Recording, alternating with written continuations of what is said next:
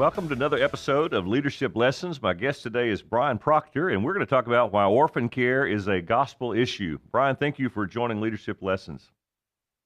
Thank you, Todd. I'm excited to be here. Yeah. Let me tell you about Bryan. Bryan Proctor serves as the Executive Director of Orphan Care Alliance.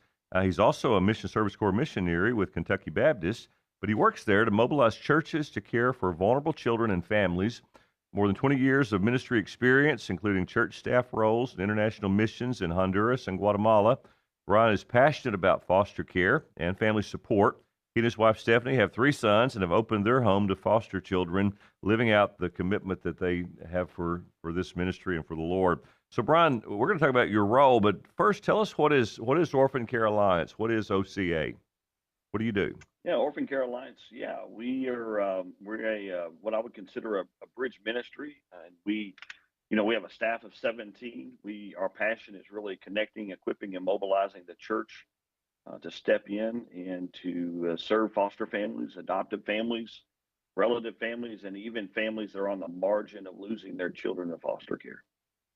Okay, and so And yeah, go ahead. I'm yeah, sorry. but just truly helping the church understand what those needs are in the communities and where they are at, and just we want to come along and just be that help and that resource for these churches and these families. So you describe yourself as a bridge ministry. You're making a connection. You're trying to connect Mhm. a church to this need that exists with foster children, orphan care. You're trying to connect individuals who want to be engaged or involved in orphan care and foster care. Kentucky Baptists are familiar with Sunrise Children's Services. Sunrise is actually a placement organization, but I'm hearing you say you're more of a training organization. Is that? Yeah, that's exactly right, Todd. We are here to equip, and so we offer a lot of extra tools in the toolbox for churches. Yeah. At Orphan Care Alliance, we believe that church is really equipped well to serve these families well, but sometimes they need extra tools, and so we come alongside churches and help them with maybe some of the extra pieces that they may need to be able to serve the families that are stepping in the journey of foster care and adoption. Well, thank you for that. So tell us about your role. How long have you been the executive director for orphan care? And throw in there, if you would, Bryan, just your personal passion for this ministry. What drives you to this kind of work? Absolutely. So, I've been the executive director now as of last year was my first full year as the Okay. executive director. We went through a 2-year transition from the former executive director who's now serving as our board president. And that was a phenomenal time, just being able to really evaluate the ministry and make a few tweaks and changes along the way, and just really dig into the ministry and say what's working well, what maybe isn't working well, and what do we need to do to make it better. And so that was a great transition. I wouldn't have done it any other way. I wasn't a new guy just coming in and making a bunch of changes, but I was able to transition slowly, really get to know our staff well. I've been here on staff for over 5 years, Okay. and so I wasn't completely new to the organization just coming in. So again, we have about 17 on our staff across the entire state of Kentucky, and then we serve also in 5 counties down in southern Indiana. I always say they're just right across the ocean. Yeah, there you And go. the the unique thing is our combined experience of our 17 is about 130 years of combined experience in the space of actually living the journey of foster care and adoption. And so we have a lot of experience amongst our team. So, Bryan, you're an executive director of a nonprofit, is kind of what it amounts to. And what's your? I know you don't have a typical day or a typical week, but what are some of the priorities of your role in particular? What are some things that you need to oversee and care for? Yeah, so obviously taking care of our staff well, being a pastor myself, just shepherding our staff well is very important. This is really a lot of heavy work. It's a lot of emotion, a lot of feelings, and really walking with children that are hurting Hmm. and families that are hurting. Sometimes they are in really crisis situations, and so one of the things that we prioritize with our ministry is making sure that our staff is cared for well, and I think that is a big priority of mine. But working with our team just to make sure that families are being served well, and just serving my team, making sure they are taken care of is really crucial.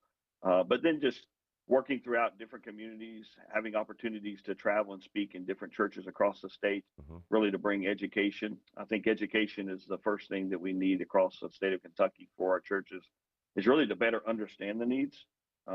You have to have education before you can have that advocacy, and so I find a lot of times that we don't we don't know what the need is out there. And so Yeah. we're doing a lot of work across the state to help educate the church and individuals of how they can be a part of this. Well, I love it that education precedes advocacy. So, Brian, let's talk about orphan care. Why is orphan care? Typically, there are 8,000 children each year in Kentucky's children, somewhere between or foster system between 8 and 9,000. Why is it not just a social issue, but it's an issue that Christians should care about? That's a really good question, Todd. One of the founding passage of scripture that I always go to is James 1:27. I think we're very familiar with that. Pure religion to God the Father is caring for the orphan and widow. And when I look at this, at the very center, very core of the gospel is the truth that we were spiritually orphaned and we were adopted into the family of God. I'm reminded Romans 8 talks a lot about as believers. We are receiving the spirit of adoption. We actually became sons and daughters of the Almighty God. And Hmm. so when we as Christ followers live out our faith as described in James 1:27, and I'm reminded of Psalm 68:5, where it describes the character of God is the father of the fatherless. And so, when we put all this together, we have an opportunity to put on the full display of the gospel and the true character of God. And so what I really love is how our staff has the ability and obviously, you mentioned MSC missionaries. We actually have 7 MSC missionaries on our staff here at Orphan Care Alliance. And so we have an opportunity as we're serving these families, as we're serving these children, we have the ability to talk about the gospel, in relation to being adopted into his kingdom, which is something we take is one of the top priorities as we're working with hurting families. Brian, you're sharing scripture in your answer here, and we understand how scripture drives is the motivation behind what you're doing. Yes. How does the Bible itself kind of inform like your day to day work? Where does the scripture show up in the daily work of OCA? Yeah, so our team and our staff, it's really unique because a lot of times we will be serving families that may be on the margin of losing their children to Yeah. foster care. And so when we're going into those homes and doing those in-home visits, we have opportunity to do some Bible studies with them as we're talking about family parenting and and trying to give them tools. We're always working to have those gospel conversations with those families. As we're doing that, we're also working with local churches in their communities because our end goal is to connect that family with a family that we're working with in a local church to really come in and become that mentor to that family so that OCA can really step out of the way. And then we want to allow the church then to do what the church does best, and that's to serve these families well. So, Brian, I knew that you did a training for foster families or folks who are interested in considering foster care, but I don't think I was aware that you actually do equipping for parents who are on the verge of losing their children. Can you tell us a little bit about how that works? Yeah, so that's would be in the area of what we call family preservation. And Okay. so, all these years we've been talking about the need around foster care, and there's this, I guess, this storyline or get the mentality around is like these children have for years been flooding down this rushing river, and at some point it was like, how do we continue to rescue these children that are flowing down this rushing river? Let's leave some people here, but let's go upstream and say, why are these children entering the system? And so what we're finding is that more early intervention of finding these families that need those extra community supports, need those resources around them. How can we begin to work with them? And so we actually offer case management. So we actually create case management for them, set goals for them, and then we visit them in their homes, in their settings once a week, and just really work with them on maybe finding a job, finding the right kind of housing, helping them become less dependent upon the government, and helping them just be more sustainable. And so the important part of that is we step in the midst of their crisis. That initial crisis is I don't want to lose my children, right, to Hmm. the foster care system. And so, sometimes they need daycare. So we're stepping in those moments in that crisis, but also trying to bring the church with us in the midst of that crisis to hand that relationship off to the local church. And Brian, your work is 100% donor funded. I understand you don't receive any state dollars for the work that you do. Absolutely. What we say is every service, every training that we do across the state is free to those that we serve and those that we train. It's not a free service; someone's paying for it, but Right. we are so grateful for our donors We have churches and individual donors, and then we obviously write for grant funding as well on the way, but we don't get any state or federal funding to Yeah. do what we do every day. Brian, what misconceptions do churches often have about foster care and adoption, churches or even individuals? I would say that the first one is just that understanding piece that we kind of talked a little bit earlier about. They just don't really truly understand that. Currently we're close to 8,700 kids that are in the foster care Yeah. system. I think also that we paint this vivid picture of the way to be a part of this is becoming a foster parent, and there's so much more to this piece. There's so many different ways that you can get involved in this, and so but we spend a lot of time helping to equip the church. I think sometimes the church also thinks that this is creating a whole new ministry, and it's not really creating a ministry. I believe as we begin to work with churches and churches reach out to us and says, "Hey, we want to build a culture." Our first step is we just want to help them discover the ministries that are already going into in their church, and how can you utilize those ministries to impact and help and wrap around and love and support the families that are saying yes to foster care or yes to adoption. Yeah, I love that. There was a pastor in West Kentucky. He's deceased now, John Baker, and John, on his, I think it was his 72nd birthday, if I'm not mistaken, he got on his knees at the end of his desk and he said, "Lord, I don't know how many days I have left, but I want them to count."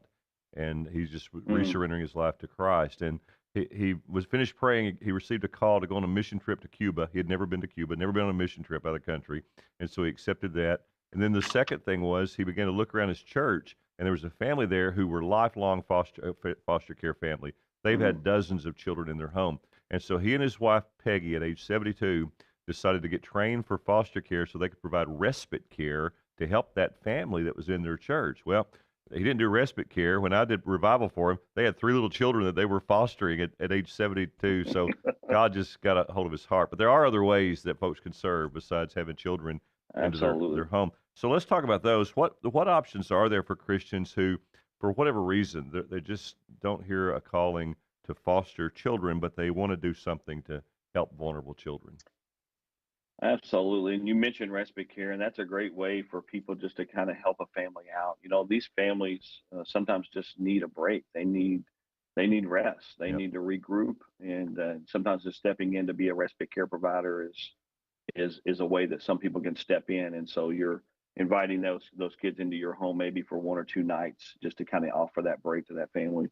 One of the things here, and when I talk about extra tools in the toolbox, one of the things that we do here at Orphan Care Alliance is we have an opportunity to train and equip what we call life coaches, and Hmm. these are just, we're looking for Jesus people. We're looking for Christ followers that says, "Hey, I want to invest in a young man, young girl in my community." And so whether they're in a residential treatment facility in the state, or whether they are in a foster home, or maybe even been adopted, what our terminology is, if they have foster or adoption history, they're eligible to receive a life coach. And so we're training Christ followers to be life coaches. We ask them to commit to a year commitment, and we ask them to spend 1 hour a week with a young person, and just to do life with them, to pray with them, help them achieve some goals. A lot of times they're doing this with children that are in residential facilities that don't really have anyone on the exterior of that building. Hmm. And the neat thing about life coaches, every single person in this kid's life is getting paid to be a part of their life. Right. The thing about a life coach is this life coach is giving it their time. And when these kids realize that this life coach is here because they want to be here, that's very impactful, and so we just really, that's a great opportunity to jump in. I think too, Todd, the other piece is we've developed a pathway for people within the church and in the community to be involved in meeting tangible needs and services. We have a online portal called OCA Gateway, and so anytime there's a need, a worker, any workers across the state can put in, Sunrise can put needs in, other residentials can put Hmm. needs into the system. If there's a kid out there that needs a pair of shoes, or they need a bed, or this family may need whatever that need may be, can go in the system. And as a volunteer in the system, you see those needs and you have an option to meet those needs. And that's a system that we've had now for over 10 years across the state. And that's just the very simplest way of jumping into this, is just meeting and seeing those needs. Connecting the needs to people who can supply them. I received a call about 2 weeks ago from a church member over in the western part of the state, and he and the men in the church they make beds, twin beds. They're pretty high quality. They're good. They're good beds, Yep. and they've given tons of them away, and they're looking for opportunities to give more of them away. And that would be a perfect opportunity to plug into what you're describing. Absolutely. And on the life coaching, Absolutely. I know two people who do life coaching, and my understanding is the life coach. So let me ask you this way, Brian. Any idea of the number of different placements a foster child may go through during their life in foster care if they're not adopted? Like how many different homes may they end up in? Is there an average that you know of? Yeah. I mean, we're seeing 10 to 15. I mean, we've Yeah. known kids that's been through 20 plus different foster homes. And And the so, life each, coach can go with them from place to place to place to place to place. absolutely. They can be a Yeah. permanent person in this child's life as they are in all these different placements. Absolutely. We have life coaches, and we even had kids that may move multiple counties over or almost, 5 or 6. And so they try to keep some online connection. And so the neat thing about our life coach program is that they try to remain a part of that kid's journey and maintain that relationship, So, which Brian, is vital for these kids. anything that involves state government can feel political.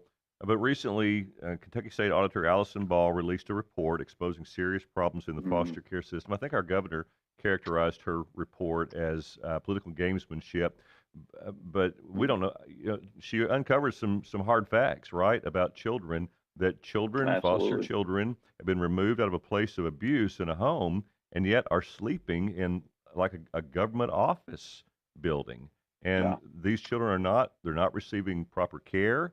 I mean, I'm sure a caseworker is doing the best they can to help them. I pity them, but these seem like Yeah. really dangerous situations for these children. Can you speak anything about she believes faith-based organizations can provide part of the solution? What are your thoughts on that? Well, I'm really grateful and thankful for our auditor's report, and I hope it brings to light, the true needs that we see across Kentucky. I will say that we've been aware of these realities for some time and have been really walking and really trying to educate and advocate for the needs around this. We've tried to be as proactive. I mean, we've seen this, right? Hmm. And so, my hope is that it brings it to light, and that maybe the church community will really truly step in. This faith community will step into this and really see this as an opportunity for us to do what God has called us to do, and that's to care for the vulnerable that is among us. So I think, Todd, I think the first step for me when I think about what can a church, what's the first step for the church to do in this climate that we're in right now across Kentucky? And that would be, I would ask the church to specifically be in prayer for these caseworkers, these children, and these families that are experiencing the impact of this report that we're seeing. Hmm. And I wish my prayer also is that all of our government officials, our Right. governor included, would acknowledge Yep. this is the reality It's and a this is the crisis. climate of our state. Yeah. It is a crisis, absolutely, Yeah. No and that question about in it. acknowledging it, yeah, Well, it seems like if there's ever a time that Democrats and Republicans could get on the same page. I mean, government's first responsibility is to take care of the well-being of its citizens, and these are citizens, and they're not being cared for well. So it does seem like a place where Democrats and Republicans could come together and say, "Hey, we've got to solve this absolutely. crisis that is true in our state." It's not about accusation, one side of the aisle or the other. And Brian, Sunrise has multiple residential therapeutic care centers, which are incredible places of mercy being offered to children. These kids have had the worst things humanly imaginable happen to them, and usually at the hands Absolutely. of their own family members. But they're brought into a place of safety. But they're full. The ones that Mhm. would respond to these problems, they need more facilities and more Absolutely. beds available. Living Hope Baptist Church in Bowling Green was mentioned in the auditor's report as a positive response. And Living Hope responded Hmm. to just this need, that trying to provide a healthy, safe, temporary place for these children while they're waiting for some kind of placement. So it is a place where churches can step in and Christians can step in. And it's a good time to call our elected leaders and just say, hey, man, y'all got to figure this out, because Absolutely. if we're going to take kids out of a home, we need to get them into a safe place where they can be cared for. Well, thank you for your work there. So, Brian, tell us Absolutely. tell us a story. Tell us of a situation where you've seen someone get involved in care, or someone that you've trained, or a child that was cared for? Absolutely. Any way you want to go with that? Yeah, we have some really terrific stories that we love to share. Specifically around the life coaching. Just recently, we've had a life coach that had the opportunity to work with some kids that actually was able to go to church with them, and this life coach actually got to baptize two of his mentees, and so that was just Wow, incredible. a great testimony of God's work and just spending time building trust and relationship with these mentees, and then getting to a place where they were able to share the gospel and they received Christ, and him to actually be able to take those next steps and actually baptize. And that's God's work at hand. I'm also reminded this family preservation piece that we have an opportunity to step in early on. This was last year. We had a family that was really wanting their daughter to be able to get an education and a private education, and because of the environment and the school that they were a part of. And so we used our OCA Gateway online system. We put that need out there that this young girl needed a tuition at a private school. And so someone in the community saw that, reached out and said, "Hey, we want to fund this for a Mhm. year Yeah. and help this kid get a private education." And so we all that to be said is we continue to walk with this family. We got them connected with a local church, and then when the local church started loving and supporting, we just kind of stepped out of the way, because that's who we are. We want these families and children running to the church, because that's where true hope and healing can be found. And so, and what ended up happening is the church began to pour into this mom and pour into this dad.